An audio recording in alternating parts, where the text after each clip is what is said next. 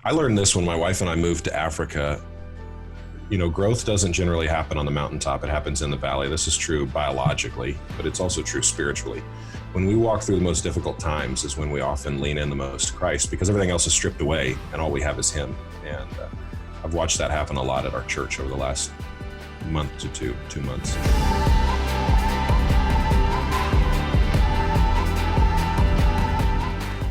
Hey, welcome to Southeastern Live today. I've got my good friend Micah Fries, who is a senior pastor at Brainerd Baptist Church in Chattanooga, Tennessee. Micah and I have known each other for a number of years. I consider him to be one of the best pastors in America. And the reason he's one of the best pastors in America is because he's an exceptional communicator, but even more than that, he's got a pastor's heart. And so I'm excited about having a conversation with him about the condition of the church in North America, what they're doing there in Chattanooga in light of the COVID-19. And he's got a new book out called Leveling the Church, and a chance to talk a little bit about this new book. Micah, how you doing? I am great, Keith. I love any chance I get to talk to you, so it's good. I feel the same way. I have a question. A couple of interesting things about our friendship. Yeah. One, you're wrong about everything when it comes to food. You don't think I like food and sports. Yeah, it's food and sports, but I'll give you the sports thing because we know who's dominant there. But you're wrong about food all the time. And then the other thing is, I don't know how we met. And so I was thinking about this morning, Keith. I don't know either. I've come to one of two conclusions. You tell me what I think either Nathan Finn introduced us, your former colleague, our very good friend, or Ed Stetzer somehow made the connection because your wife and I both worked for Ed. One of those two things had to be how we met, right? It may be some combination of both, but honestly, sometimes it feels like we were just separated at birth. So I'm so thankful for your friendship. Love what you're doing in Chattanooga. Love your ministry, and I find you a super encouraging voice in my life, and I'm thankful to be able to have a conversation with you today. So let's talk about the food thing for just a second.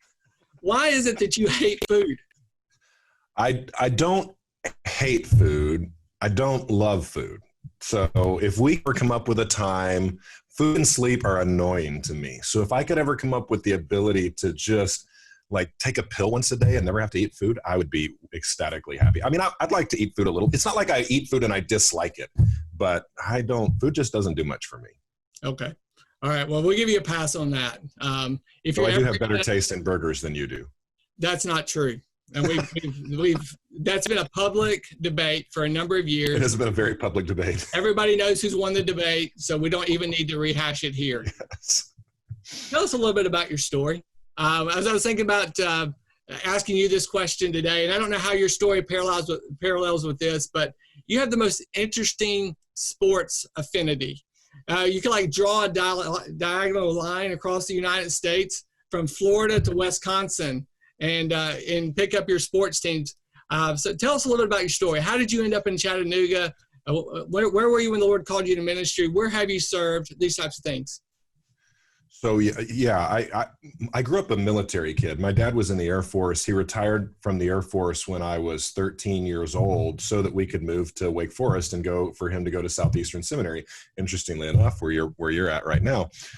So I've lived a lot of different places. He retired from the military after 21 years and then became a pastor. So neither of those were conducive to being settled anywhere for very long. So I've actually moved 37 times now. And so that's where the various sports affinities come from. My dad's from Wisconsin, so I'm a Packer fan. I grew up for a while in Florida. I became a Gator fan. I lived in Kansas City for longer than I've ever lived anywhere, became a Royals fan. And so my affinities are sort of all over the place.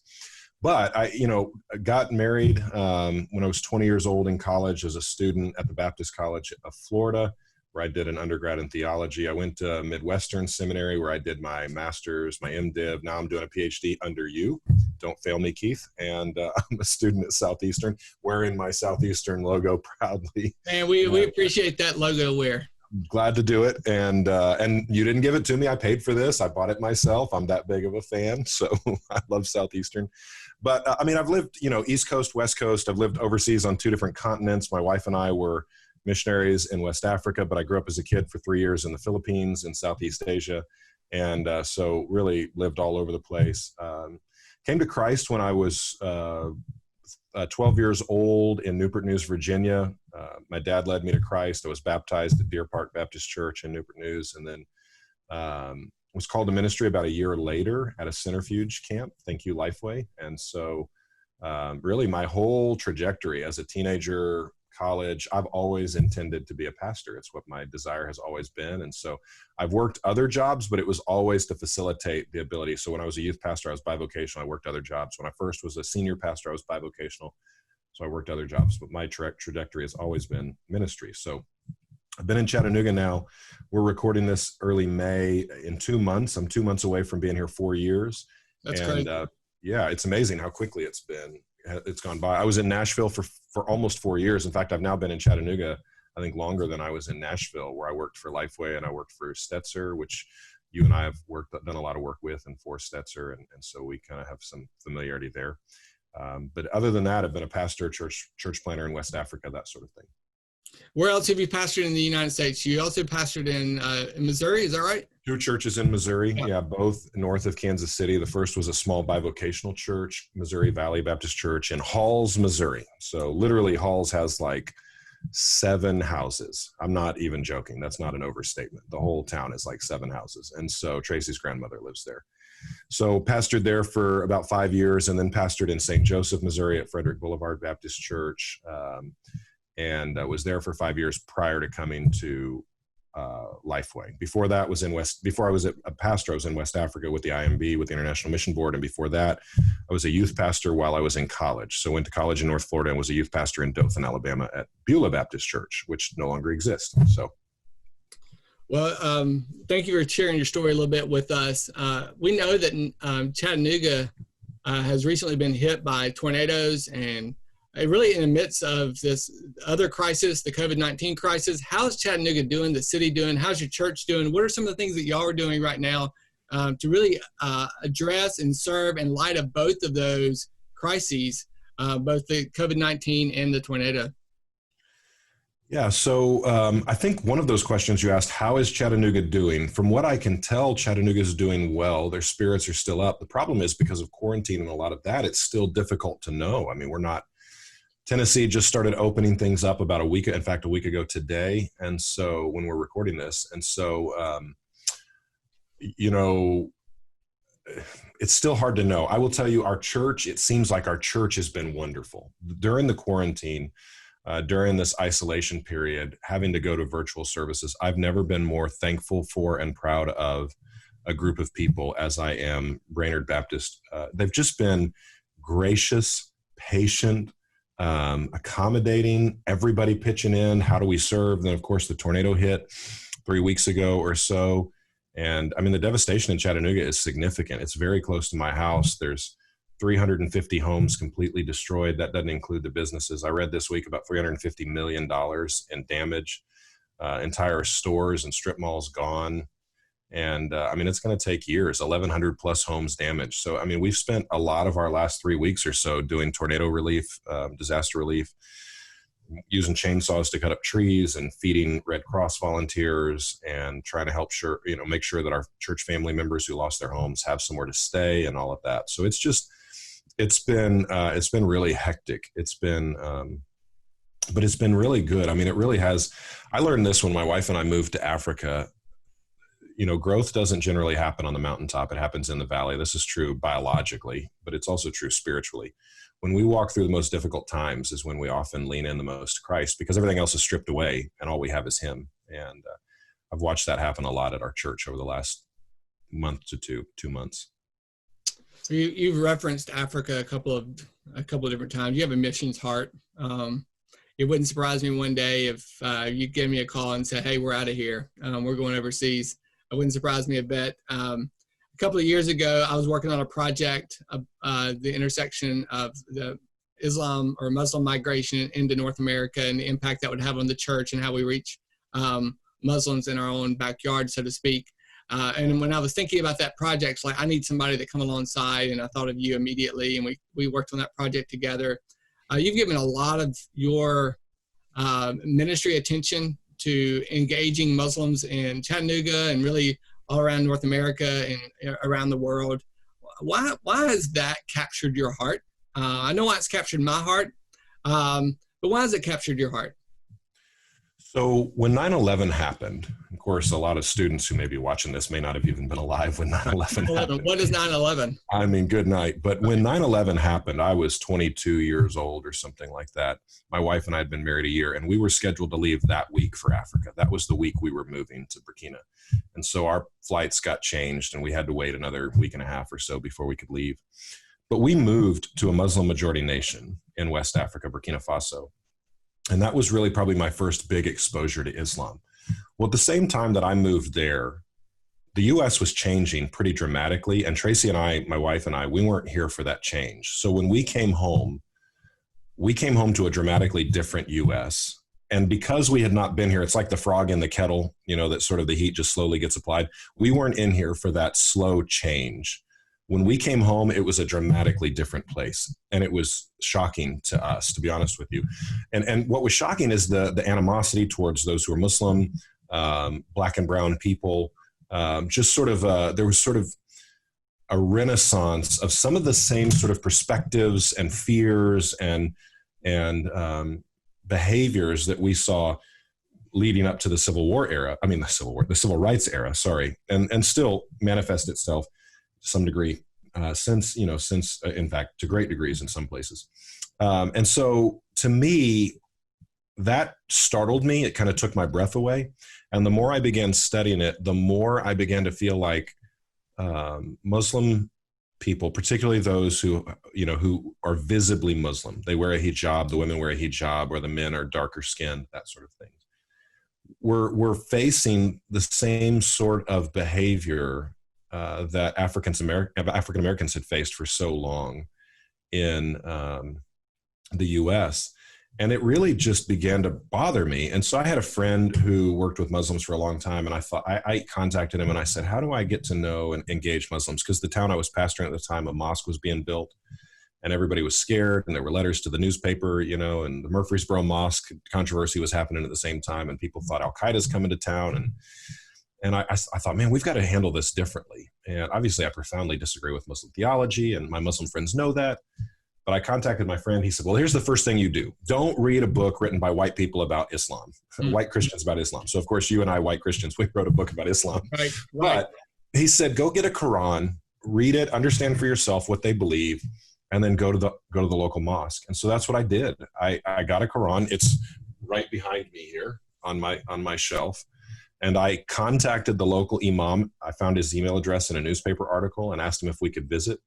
He said, yeah, let's go to a Starbucks, because he wanted to be in a public place and he wanted to bring a bodyguard with him because he was scared of me, which is fascinating because the roles seem to reverse, the animosity towards Muslims. But he was scared of a white evangelical.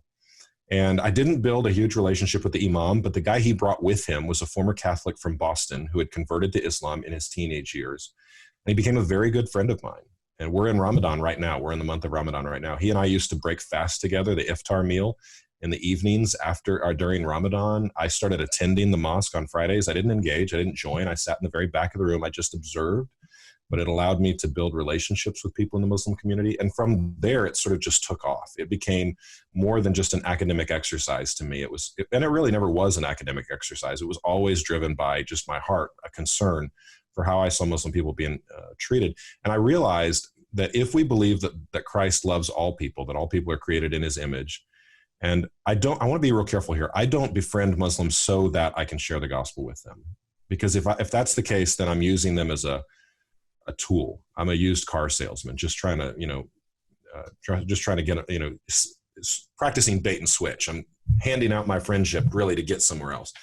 But I do befriend people and share the gospel with them. I befriend them because they're created in the image of God. They're loved by him, and I want to know them and be their friend. But then because I'm a friend, I want them to hear the gospel. But I recognize if we're going to just throw things at each other, we're never going to get to the point where we can show and share the love of Jesus. And so that's really been a burden, a driving passion of mine now for 15 years probably.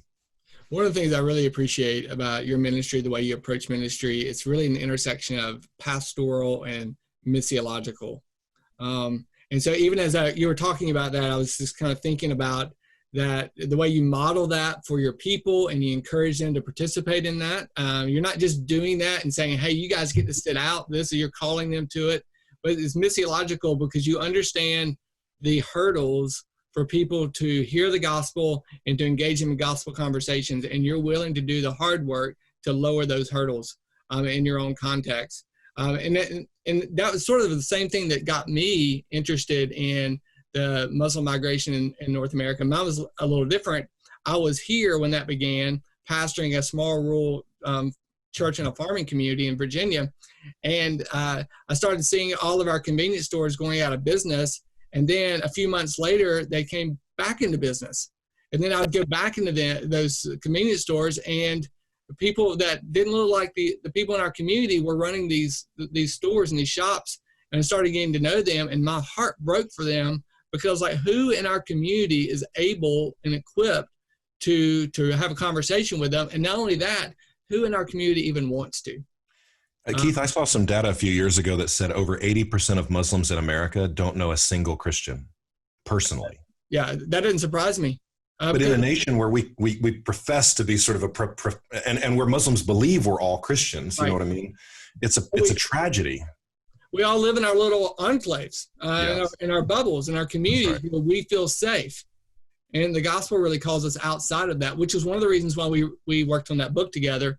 Is that right. Because the love that the gospel calls us to get outside of what's comfortable. You have a new book out. It's called Leveling the Church. What led you to write this book? Yeah, so this is an idea that's been in my head and heart and mind for probably 15 to 17 years, something like that. So I was pastoring a small church bivocationally, 15 to 17 years ago. 33 people there my first Sunday, and $35,000 budget my first year there. And what I did, we had great people who were serving well in the church. And so it wasn't as if we didn't have people who were serving, but as a young pastor who kind of can be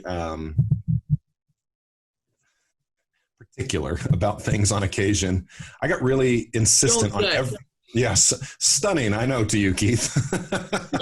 But I mean, I got really frustrated that everything wasn't being done the way I wanted it to be done.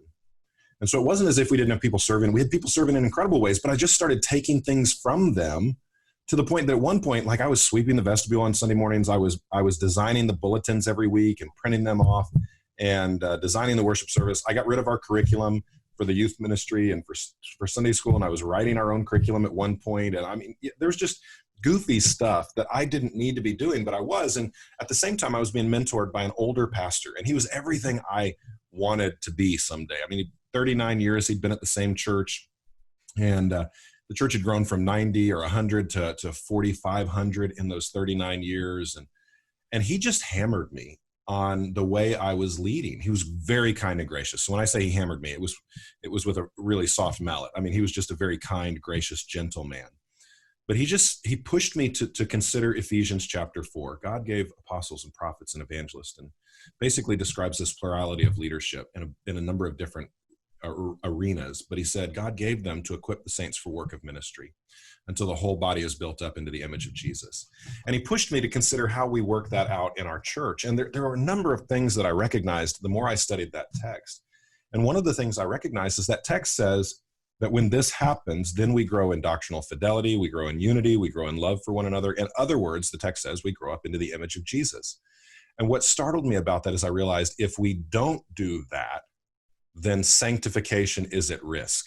Wow. And I realized that our pastoral model in so many American churches, we were working hard, we were working a lot, but we weren't necessarily effectively making disciples. In the American consciousness, our idea is get smarter, get better, right? Education leads to advancement. Now, there is some among, Gen Z and below, there's some belief now that that's not the case. But still, that's historically been our post-Enlightenment sort of worldview. If we can get more education, everything's going to improve. But it seems to me in the Bible that maturity happens not through, and I want to be careful here, it's not that we shouldn't grow more intelligent about the word. We should. But it seems as if God uses our hands as a mechanism to input his word in our heart.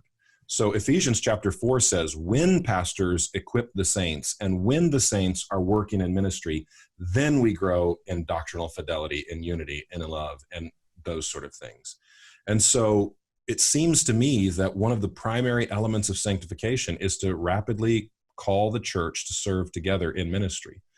But our typical American model didn't allow for that very well. And so that's where the book came from. And it really was 15 years of trying to figure this out and work it out in my own ministry scenarios. And to be very clear with you, I don't do this extremely well yet. I mean, we're still trying to figure this out.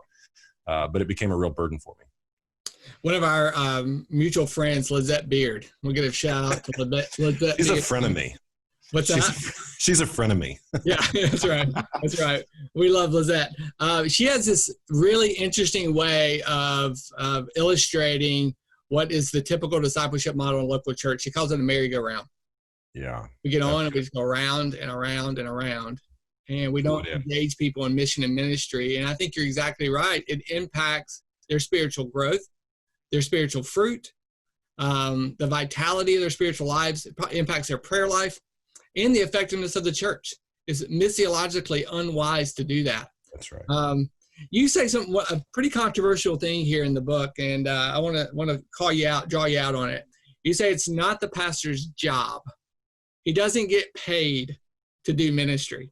Yes. What in the world do you mean by that? And I'm really glad that your publisher didn't put that on the front cover of the book, because I don't think you would have sold very many copies of it. Yeah, I think, that's right. And frankly, that quote, that concept has gotten me in hot water, even with some members of my own church. Not hot water is probably an overstatement, but just sort of concern over my perspective there. Here's what I mean by that. I am not trying to abdicate responsibility. I'm not saying pastors don't do ministry. That's not what I'm saying at all. What I'm saying is that pastors have a familial responsibility to do ministry, but they have a vocational responsibility to equip the saints for works of ministry. In other words, we don't get paid, and I tell our staff this, we're not paid to do ministry. We do ministry because we're a part of the family. And as a pastor, as the senior pastor of the church, I ought to be leading out in doing ministry. The church ought to be able to see me as a model and an example of what it looks like to do ministry. So I'm not saying pastors shouldn't do ministry. If anything, we ought to do ministry well, and we ought to be an example to the flock. But the problem is, it's not that we have a lot of pastors who don't do ministry. It's we have a lot of pastors who try to do ministry in place of their people. I think our vocational responsibility, what we get paid for, is to develop and equip the members so that we can all collaboratively do ministry together. And that's a big shift in thinking. And you've got to help the pastors shift, but you've also got to help the people in the pews, in the chairs, shift their understanding or their expectation of the pastors. And in the book, we talk about these cultural barriers that push back against creating this culture in your church. And we talk about a culture of materialism or consumerism. I think the American culture rests on two pillars, the pillar of consumerism and the pillar of autonomy or independence. In fact, I'd argue that independence is probably the most American word in our vocabulary. But let's talk about the consumerism for a second. We're consumeristic, and we don't even realize it in some ways, right? So I like to say in the book, and I talk about this regularly just in my normal ministry, most people shop for churches like I shop for blue jeans. When I go shopping for blue jeans, I look for the coolest store that offers me the most comfortable fit and asks of me the smallest price, which is exactly what the average person does with their church. Give me the cool looking place, fits me really well, and doesn't ask very much of me. And we even call that process church shopping, which only in America could we get away with calling the selection of covenant community church shopping. Yeah, and it's purely materialistic. But what happens in a materialistic environment is we view ourselves as consumers who come in once a week to get our pit stop, our fill up, so that we can make it from Sunday to Sunday. And it's the religious professionals on the platform. It's their responsibility to dispense religious goods and services to us. That's what we pay you for. And you know that the consumer is unhappy when they withhold payment, right? That's one of the fastest ways we know that there are problems in the church. When the per capita offering begins to go down, people are unhappy because we're a consumeristic environment where when you're not happy, you don't pay. But that's a really flawed understanding of how the church is supposed to function. Yeah, that's a powerful way of getting at that. And I think I love your story, the way you illustrate it with the shopping for blue jeans. We've got just a few minutes left. I want to ask you about the chapter title, and got a couple more questions. But the chapter title, Lead Like Jesus, Narrow Your Target, Expand Your Influence, or something like that. Yep, that's right. Take just a minute and explain that principle. So this goes back to that mentor pastor of mine, almost 20 years ago. I asked him one day, I said, what's the most important thing you do every week? Remember, this is a guy who preaches to 4,500 people in a massive auditorium every weekend. He said, oh, Micah, the most important thing I do is I disciple 3 men for every week for a year. And he would have them sign a covenant at the beginning of the year. We're not going to miss days. We're going to meet together.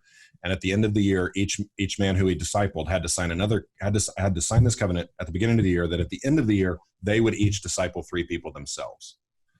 And he said, that's the single most important thing I do. Now, I thought he was trying to sort of just make me feel better, right? I mean, I'm the small church pastor. You know, I at the time, I think I was preaching to 100 people every week. I was bivocational. And I pushed him on. I said, come on, you're just trying to make me feel better. He goes, no, Mike, I said, you preach to 4,500 people every week. He said, let's just do the math. I preach to 4,500 every week, but I live in a metro of 2.5 million people. 4,500 people, which is what it's taken 4 decades to get to, doesn't even begin to touch a fraction of the metro. But he said, if I can disciple 3 people every year, and at the end of that year, they disciple 3 people, and at the end of the year, they all disciple 3 people, do the math. So I did. In 7 years, enough people could be discipled to be the size of a megachurch. In 12 years, the entire Chattanooga metro of over 500,000 people could be discipled. In 15 years, 14 million people. In 18 years, the population of the US, and in 21 years, the population of the entire planet. In 2 decades, you could see the entire planet discipled if every believer would disciple 3 people per year. That's a stunning number, particularly when we've taken 2,000 years and we've still only shared the gospel with 2/3 of the existing world. Now, here's how that replicates Jesus. It's not to say that Jesus didn't preach to large crowds. It didn't seem to be his preference, and it certainly wasn't where he invested the majority of his time.